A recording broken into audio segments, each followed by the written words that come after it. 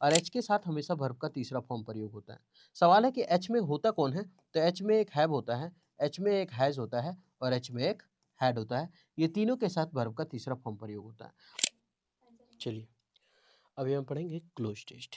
ये जो cloze test है वो सीएचएसएल प्रीवियस ईयर 9 मार्च चैप्टर 3 का है।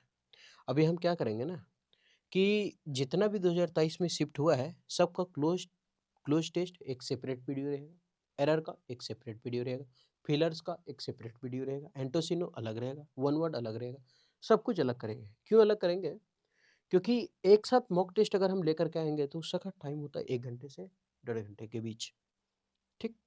अब अगर हम उतना करेंगे तो मेरे पास वो साधन नहीं है कि इन्वर्टर लगा ले या जनरेटर लगा ले। लाइट है, आएगा चला जाएगा, तो उस तरह से वीडियो हम पूरा अच्छे से कंप्लीट नहीं कर पाते। ठीक है। हाँ, लेकिन ये रहा कि जब लाइट रहा तब मॉक हम बनाने का कोशिश करेंगे, लेकिन एक भी मॉक का जो सवाल है वो हम छोड़ेंगे नहीं। आप क्या करें कि इस क्लोज टेस्ट को आप 5 से 10 मिनट तक देखें, 5 मिनट तक देखें। 5 मिनट देखने के बाद लगे क्लोज टेस्ट सही है, तो आप हमारे साथ कंटिन्यू बने रहें। अगर लगे कि नहीं इससे अच्छा और कहीं मिल रहा है, तो आप वहाँ देख लें। और वो देखने से पहले आप वीडियो को पहले स्किप करें, वीडियो को डिसलाइक करें, क्योंकि समय कीमती है ना, इसलिए बोलते हैं डिसलाइक करने, क्योंकि आपका समय कीमती है। हम 10 मिनट खरीद लिए, 10 मिनट हम आपका ले लिए और बर्बाद भी हो गया, नहीं अच्छा हुआ, तब तो बनता है डिसलाइक, है ना? तो उम्मीद करते हैं कि सेशन ठीक लगेगा, और ठीक लगेगा तो आप हमारे साथ कंटिन्यू रहिएगा। यह है 9 मार्च शिफ्ट 3, वो 2023 का है। सबसे पहला है कि फर्स्ट, अब सबसे पहले यहाँ है फर्स्ट। अब यहाँ देखिए, मतलब बोल रहा है कि पहला द ई कॉमर्स इंडस्ट्री। कौन सा है? The e commerce industry. अब इस द ई कॉमर्स इंडस्ट्री को समझते हैं। तो द के बाद जो ई कॉमर्स है, कैसा है? तो ई कॉमर्स है, तो ये हमारा एडजेक्टिव है, और इंडस्ट्री जो है वो हमारा नाउन है। सवाल कि जितना भी डिटर्मिनर होता है उसके बाद आने वाला वर्ड जो होता है वो नाउन होता है, अगर एक वर्ड हो तब। सवाल क्या खाली द डिटर्मिनर है? नहीं, हम बोलेंगे ए भी हमारा डिटर्मिनर है, एन भी हमारा डिटर्मिनर है, और द भी हमारा क्या है? डिटर्मिनर है। इसके बाद अगर एक वर्ड होता है तो हम कह देते हैं कि ये वर्ड जो है वो नाउन का है।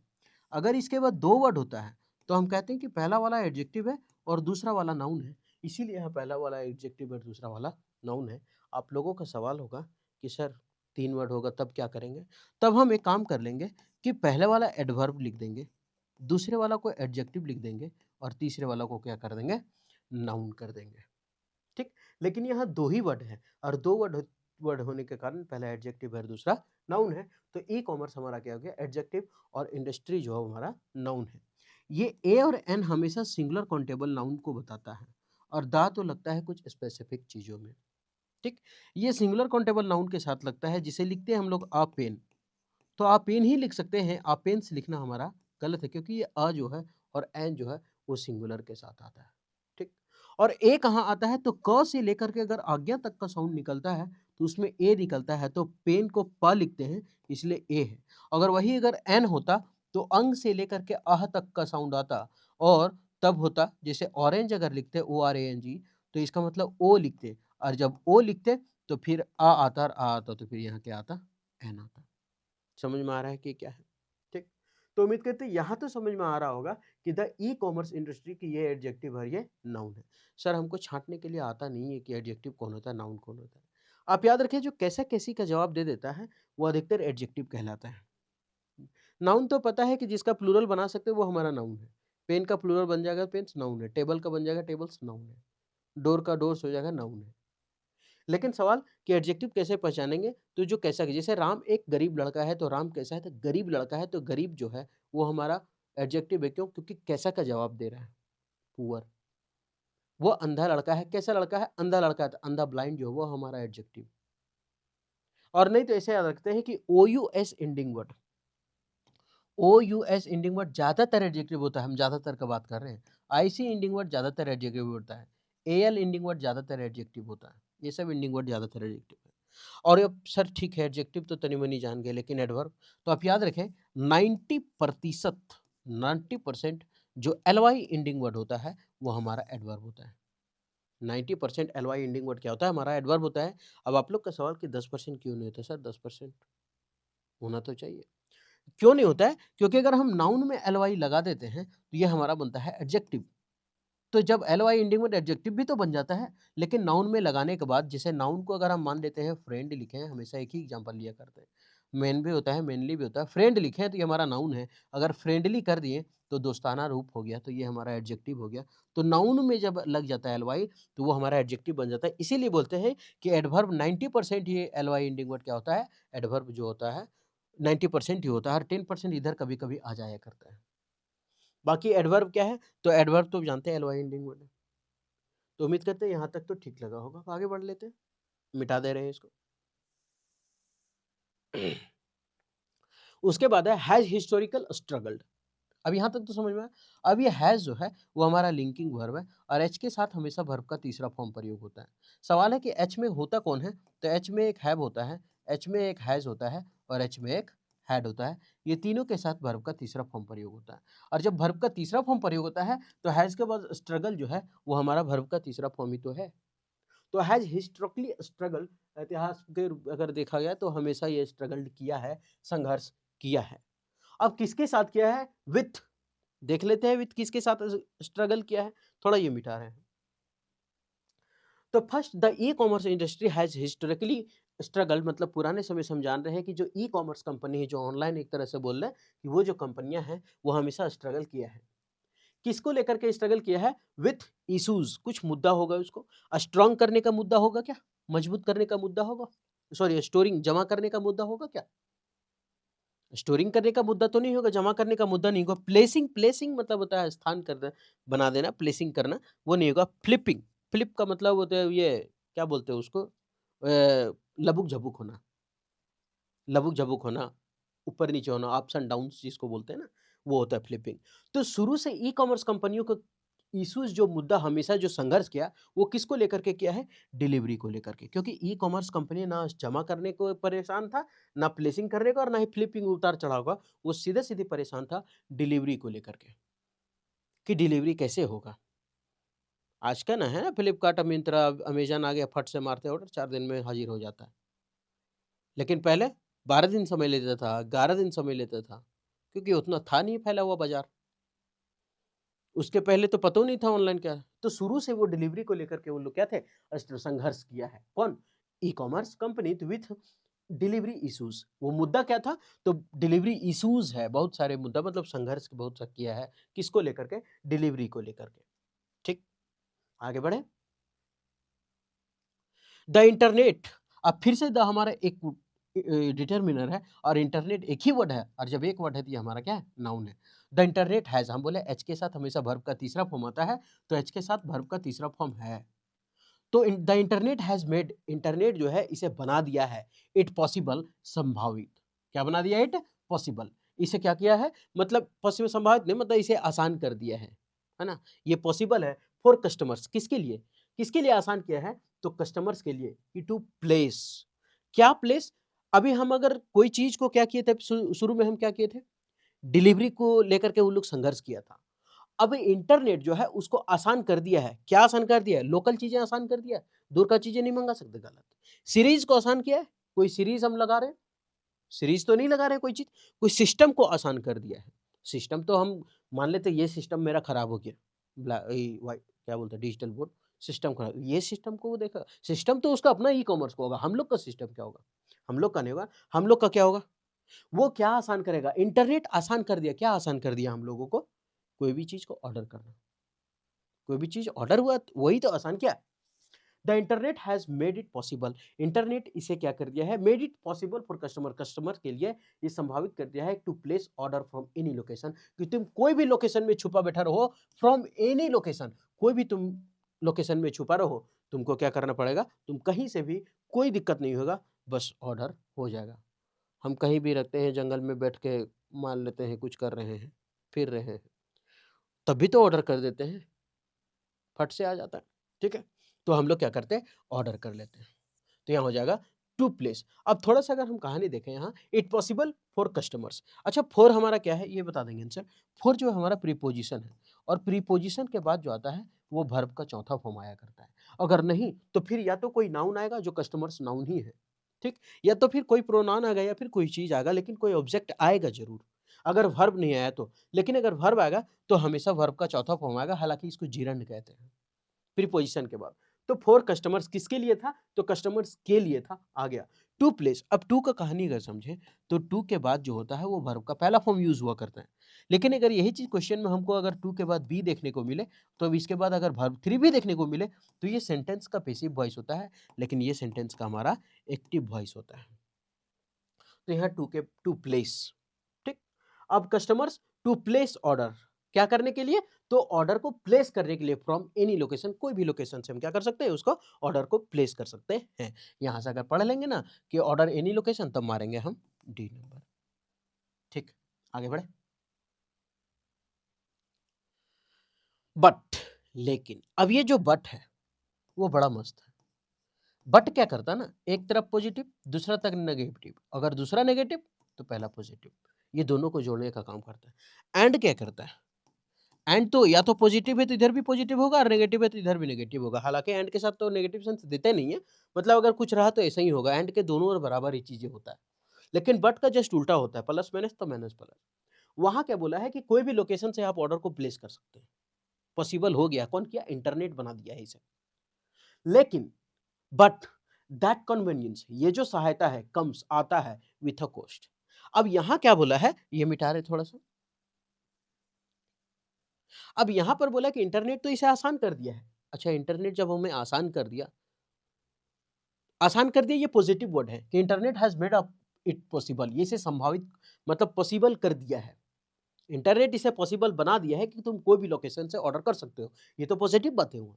बट अब नेगेटिव बातें होना चाहिए, लेकिन हमेशा बट नेगेटिव पॉजिटिव होता है ना। अरे यार, उसके घर गए लेकिन खाना नहीं मिला।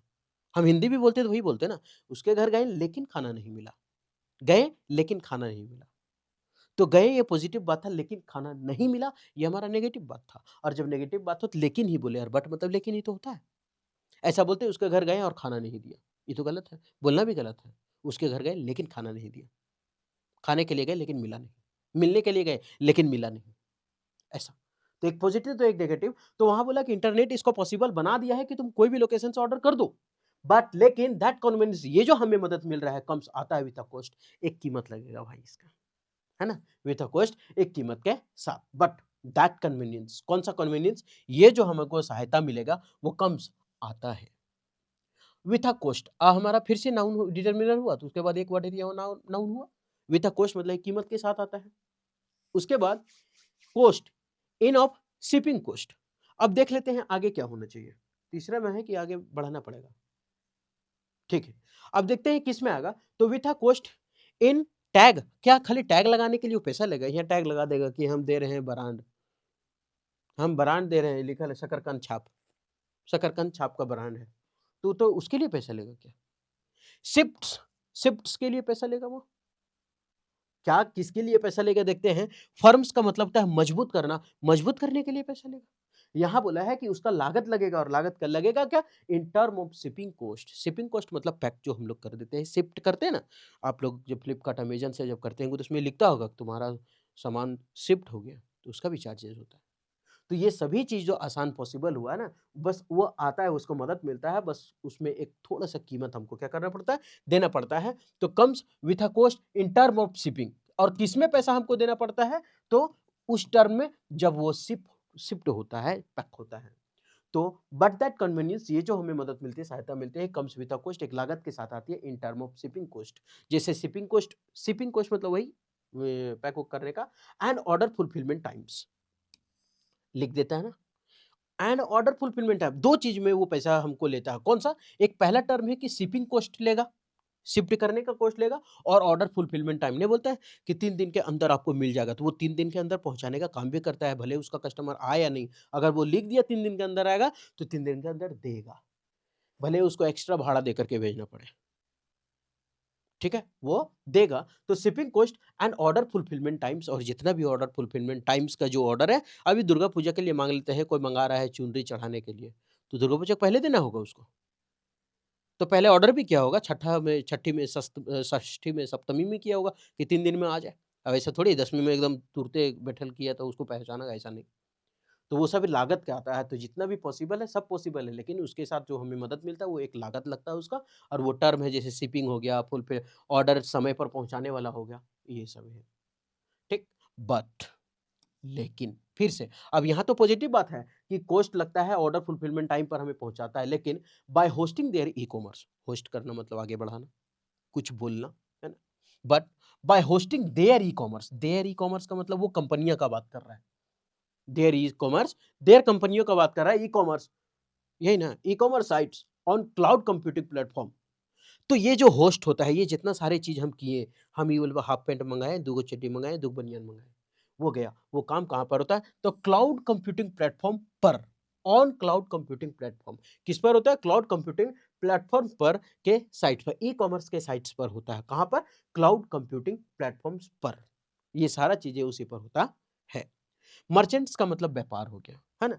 तो मर्चेंट्स कैन्स ऑफलोड, मतलब मर्चेंट्स जो है, व्यापारी लोग जो हैं, कैन हमारा क्या है? मॉडल, और मॉडल के बाद क्या आता है? वर्ब का पहला फॉर्म। तो कैन के बाद वर्ब का पहला फॉर्म तो ऑफलोड हो गया, ठीक? ऑफलोड का मतलब होता है उतार देना, बोझ उतारना, कोई सामान उतारना, ऐसा। तो मर्चेंट जो है, व्यापारी उसे उतार सकते हैं। क्या उतार सकते हैं? देख लेते हैं। उतार सकते हैं of the server processing work. अब यहाँ अगर थोड़ा समझने का बात है, तो सबसे पहले हम क्या करेंगे, ये मोर ऑप्शन को काटेंगे, क्योंकि मोर जो होता है वो कंपैरेटिव डिग्री में आता है, और मोर ज़्यादा का तुलना देता है, और मोर तुलना करने में ज़्यादातर आया करता है। तो यहाँ मोर से रिलेटेड है, more of the server come processing work नहीं होगा, क्योंकि ये तो तुलना करने के लिए आता है। चल खत्म हो गया। मस्ट क्या है हमारा? मस्ट मॉडल है। मस्ट हमारा क्या है? मॉडल है, और हमको यहाँ मॉडल का जरूरत नहीं है, क्योंकि एक model merchants can offload, merchants जो है वहां मॉडल है, मॉडल के बाद वर्ब का पहला फॉर्म है। अगर हम यहाँ मॉडल दे दे, तो फिर यहाँ वर्ब का तो प्रयोग हुआ नहीं, और वर्ब का पहला फॉर्म हमको चाहिए मस्ट के बाद, और मस्ट के बाद वर्ब का पहला फॉर्म होना चाहिए, क्योंकि मॉडल के बाद तो वर्ब का पहला फॉर्म होता है।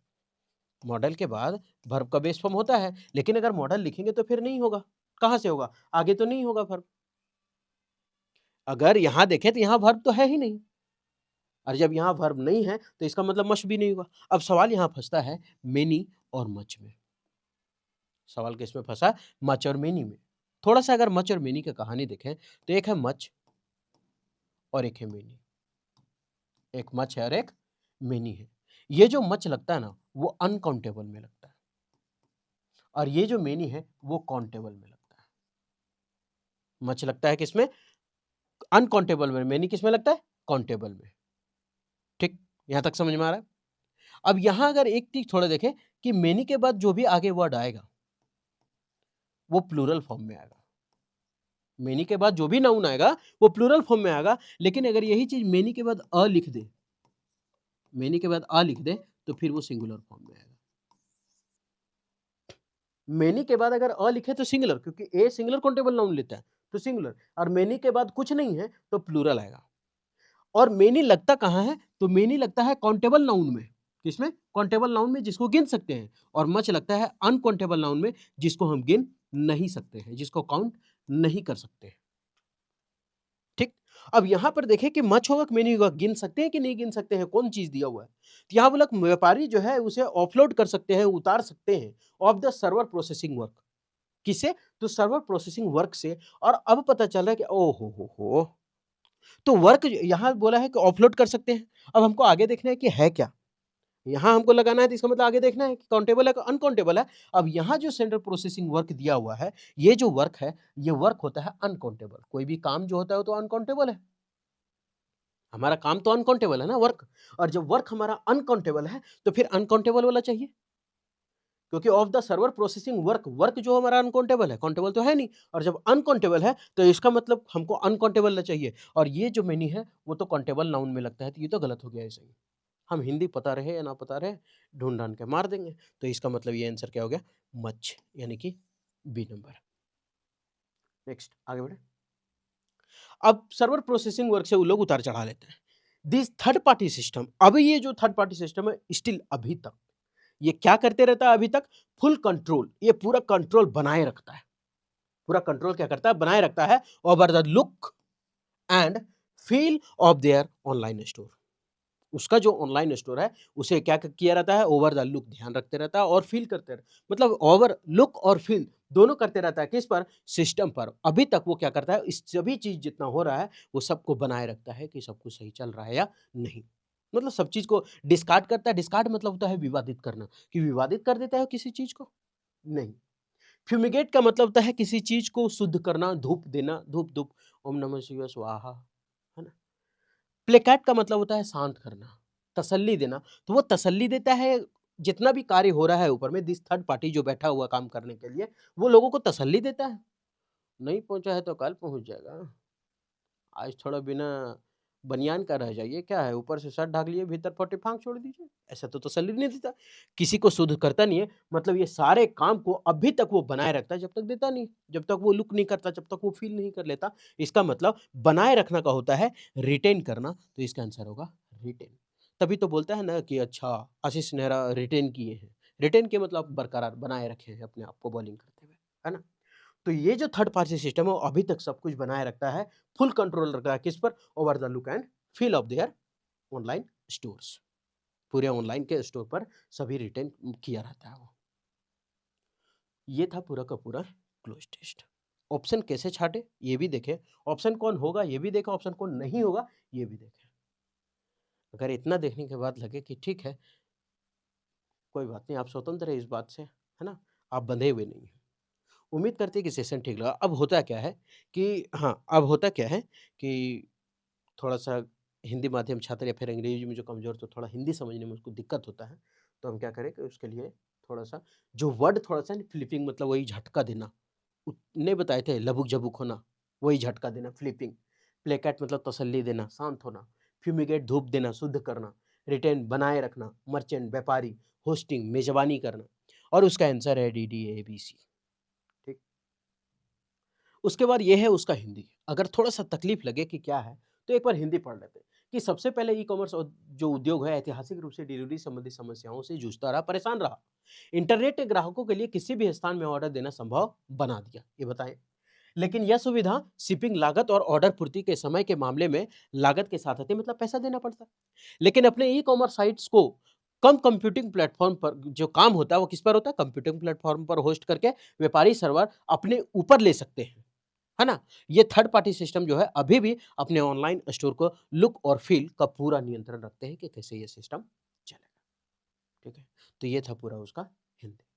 उम्मीद करते हैं कि ये जो सेशन है वो आपको अच्छा लगा होगा। क्लोज़ टेस्ट पूरा बेसिक लेवल से हाई लेवल तक सीखेंगे धीरे-धीरे, है ना? और सीखे होंगे इसमें। उम्मीद करते हैं सेशन ठीक लगा होगा। अगर ठीक लगा तो आप हमारे साथ कंटिन्यू रहें।